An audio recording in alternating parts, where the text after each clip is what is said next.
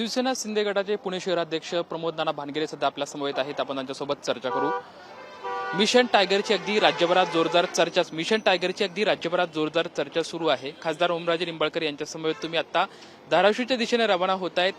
दुसरी गोष्ट म्हणजे मध्यरात्री आमदार कैलास पाटील, आमदार वरुण सरदेसाई ओमराजेंची भेट घेतली। ती मनधरणीचे प्रयत्न सुद्धा सुरू आहेत त्यांच्याकडून।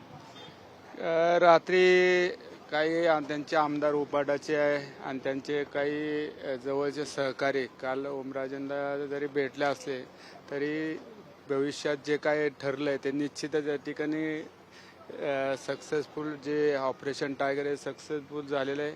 आम्ही सर्व पुणे शहरातले सर्व पदाधिकारी या ठिकाणी त्यांच्याबरोबर आम्ही त्यांच्या गावाला चाललेलो आहे।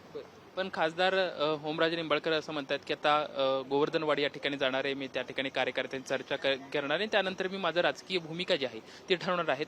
मात्र सध्या ठाकरे गटाकडून त्यांची मनधरणीचे प्रयत्न सुरू आहेत आणि कैलास पाटील असं म्हणतात की गेली अनेक वर्षांपासूनची आमची मैत्री आहे, कुठंतरी मैत्री निभावतील ओमराजे असं त्यांचं म्हणणं आहे। निश्चितच त्यांचं काय बोलणं झालं हे मला माहिती नाही, परंतु जी आत्ताची परिस्थिती आहे ती आहे ती की आमचे सर्व सहकारी त्यांच्याबरोबर त्यांना पाठिंबा देण्यासाठी त्यांचा जे काय परवा जो निकाल लागला त्यांच्या मनाप्रमाणे तो निकाल न लागल्यामुळे त्यांना आम्ही सर्वजण त्या ठिकाणी त्यांच्याबरोबर त्यांच्या समवेत त्या ठिकाणी त्यांना पाठिंबा देण्यासाठी चाललेलं आहे।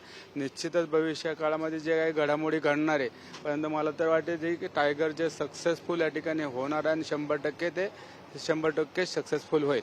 मातोश्रीहून सुद्धा त्यांना फोन आलेला आहे, फोन करून सुद्धा त्यांची मनधरणीचा प्रयत्न सुरू। त्यांचे काय चालू हे मला नाही, परंतु आमच्या पक्षावरून जे काय चाललंय आमचं त्यांना जे काय सहकार्य ते आमचं निश्चित आहे, परंतु त्यांनी काय निर्णय घ्यायचे निश्चित ते घेतील, पण आमचं म्हणणं आहे की ते 100% त्यांचा चांगला निर्णय ते घेतील। खासदार ओमराजे निंबाळकर हे 100% चांगला निर्णय घेतली आणि मिशन टायगर हे सक्सेसफुल झालं आहे अशी सुद्धा प्रतिक्रिया खासदार प्रमोद नाना भानगिरे जे आहेत ते देताना आपल्या सध्या या ठिकाणी पाहायला मिळत आहे। कॅमेरामॅन विकी चव्हाण सोबत लक्ष्मण जाधव, टीव्ही मराठी।